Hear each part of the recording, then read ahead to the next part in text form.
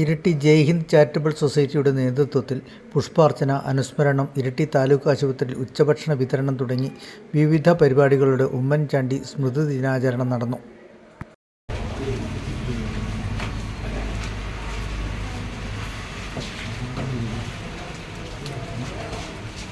ഉമ്മൻചാണ്ടി നേതാവേ, ഉമ്മൻചാണ്ടി നേതാവേ, ഉമ്മൻചാണ്ടി നേതാവേ, ഉമ്മൻചാണ്ടി നേതാവേ.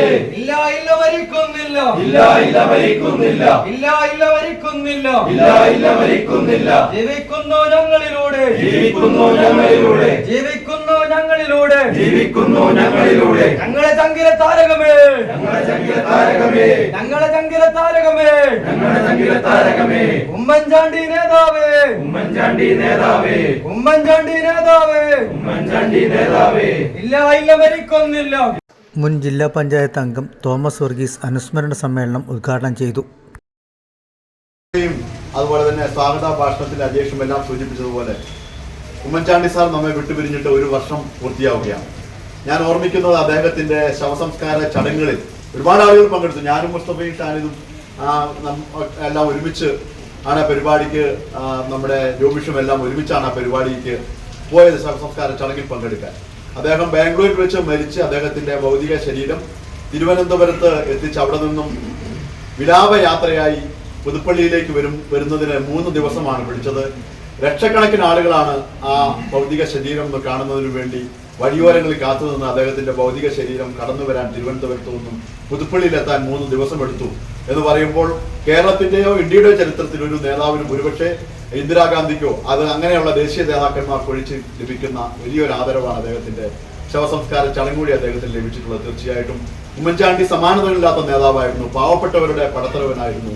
ഒരു വിഷയവുമായി അദ്ദേഹത്തിന്റെ അടുത്ത് ചെന്നാൽ ആ വിഷയം പരിഹരിക്കാതെ എത്ര ആളുകൾ കാണാനുണ്ടെങ്കിലും അവരെ എല്ലാം കണ്ടുപോകുന്ന അദ്ദേഹം ഒരുപക്ഷെ ലോകത്തിന്റെ ചരിത്രത്തിൽ തന്നെ ആദ്യമായിട്ട് ഒരു മുഖ്യമന്ത്രി നടത്തിയിട്ടുള്ള ജനസമ്പർക്ക പരിപാടി, ആ ജനസമ്പർക്ക പരിപാടി രാവിലെ ആരംഭിച്ച് പിറ്റേ ദിവസം രാവിലെ വരെയൊക്കെയാണ് കണ്ണൂർ 3 മണിക്കാണ് കണ്ണൂരിൽ അവസാനിച്ചത്.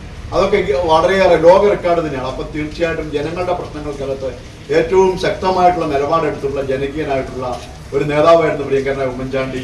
എനിക്ക് അദ്ദേഹത്തോട് വലിയ അടുത്ത് പരിചയം ഇല്ലെങ്കിൽ പോലും ഞാൻ കോൺഗ്രസിന്റെ ബ്ലോക്ക് കമ്മിറ്റി പ്രസിഡന്റ് എന്നുള്ള നിലയ്ക്ക് ഞാൻ അദ്ദേഹത്തെ ജീവിതത്തിൽ 3 പ്രാവശ്യമാണ് ആകെ ഫോൺ ചെയ്തിട്ടുള്ളത്. ആ 3 പ്രാവശ്യവും ഒറ്ററെങ്കിൽ അദ്ദേഹം ഫോൺ എടുത്തു എന്നുള്ളതാണ് എനിക്ക് അദ്ദേഹത്തിൽ കണ്ട മറ്റൊരു വലിയ പ്രത്യേകത.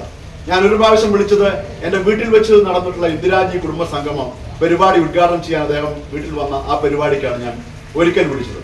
പിന്നീട് ഞാൻ ഒരിക്കൽ വിളിച്ചത് PP മുസ്തഫ പരിപാടിയിൽ അധ്യക്ഷത വഹിച്ചു. ജയ്ഹിന്ദ് ഓഫീസിൽ ഉമ്മൻചാണ്ടിയുടെ ഫോട്ടോ അനാച്ഛാദനം പടിയൂർ ബാലൻ മാസ്റ്റർ നിർവഹിച്ചു. തുടർന്ന് ഇരിട്ടി താലൂക്ക് ആശുപത്രിയിൽ നടന്ന ഉച്ചഭക്ഷണ വിതരണം സണ്ണി ജോസഫ് MLA നിർവഹിച്ചു.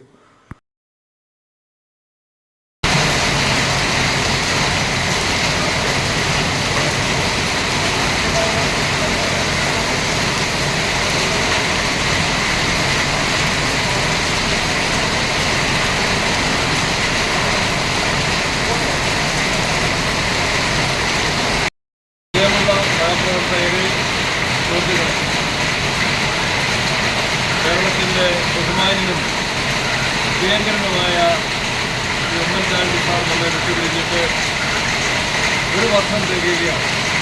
ഉമ്മൻചാണ്ടിയുടെ ഓർമ്മയ്ക്ക് മുമ്പിൽ ജനാധിപത്യ കേരളം പൂർണ്ണമായും തിരസ്കരിക്കുകയാണ്. ഏറ്റവും നല്ലവനായ മനുഷ്യസ്നേഹിയായ ഒരു ഭരണാധികാരി, വികസന പ്രവർത്തനങ്ങൾക്ക് ഒരു നായകത്വം വഹിച്ച ഏറ്റവും നല്ല ദൂരക്കാഴ്ചയുള്ള ഒരു നേതാവ്, ജനഹൃദയങ്ങളെ സ്വാധീനിച്ച ഒരു പ്രവർത്തകൻ, ഇതെല്ലാമാണ് ഉമ്മൻചാണ്ടിയെക്കുറിച്ച് പറയാറുണ്ട്. വിനയത്തിൻ്റെയും ലാളിത്യത്തിൻ്റെയും പര്യായമായിരുന്നു. കഠിനാധ്വാനത്തിൻ്റെ ഏറ്റവും വലിയ മുഖമുദ്രയായിരുന്നു ഉമ്മൻചാണ്ടിയെ നമുക്കുണ്ടാവുന്നത്. സാധാരണക്കാരെ ഇഷ്ടപ്പെട്ട അവരുടെ ജീവിത പ്രയാസങ്ങൾക്ക് പരിഹാരമുണ്ടാക്കാനുള്ള നടപടികൾക്ക് നേതൃത്വം കൊടുത്ത ജനസമ്പർക്ക പരിപാടിക്ക് ഐക്യരാഷ്ട്രസഭയുടെ അവാർഡിന് പോലും മറക്കട നേടിയ ജനപ്രിയ മുഖ്യമന്ത്രിയായിരുന്നു ഉമ്മൻചാണ്ടി എന്ന് നമുക്കുണ്ടാവുന്നത്. അങ്ങനെ കല്ലെറിഞ്ഞവരോടുകൂടി ക്ഷമിക്കാനുള്ള മഹാമനസ്സ് അദ്ദേഹത്തിനുണ്ടായിരുന്നു. നിരവധിയായ എതിർപ്പുകളിൽ വെല്ലുവിളികളിൽ സഞ്ചരിച്ചുകൊണ്ടാണ് ഉമ്മൻചാണ്ടി ഭരണം ചെയ്തത്. അദ്ദേഹത്തിൻ്റെ ജീവൻ നമുക്ക് ഏറെ വിലപ്പെട്ടതായിരുന്നു. ജീവൻ നഷ്ടപ്പെട്ട സാഹചര്യത്തിൽ നമുക്കറിയാം ജനാധിപത്യ കേരളം ഒന്നാകെ ഒട്ടിക്കരയുകയായിരുന്നു. തിരുവനന്തപുരത്ത് നിന്ന് 3 മണിക്കൂർ കൊണ്ട് അദ്ദേഹത്തിൻ്റെ വീട് തിരുപ്പതിയിലേക്ക് എത്താൻ പക്ഷേ അദ്ദേഹത്തിൻ്റെ ഭൗതിക ശരീരം ഇല്ലാതെയാകാൻ എത്തുന്നതിന് 36 മണിക്കൂർ എടുത്തു. അതിന് കാരണം എന്താണ്?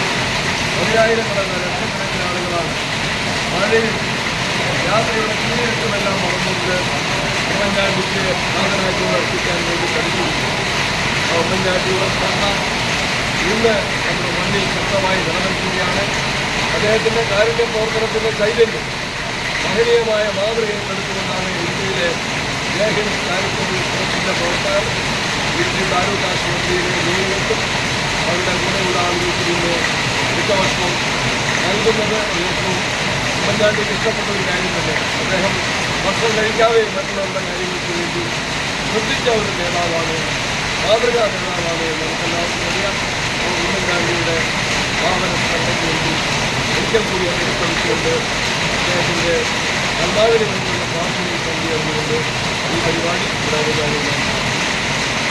Shanid Punnad, Shaijan Jacob, M Ajesh, Jobish Paul, Haneefa Karakkunnu, Ayoob Aralam, P V Nithin, K Balakrishnan, V Prakashan, V Raju, Nivin Manuel, P V Rajeesh, K T Devaki, A Kunhiraman, A Lakshmi എന്നിവർ നേതൃത്വം നൽകി.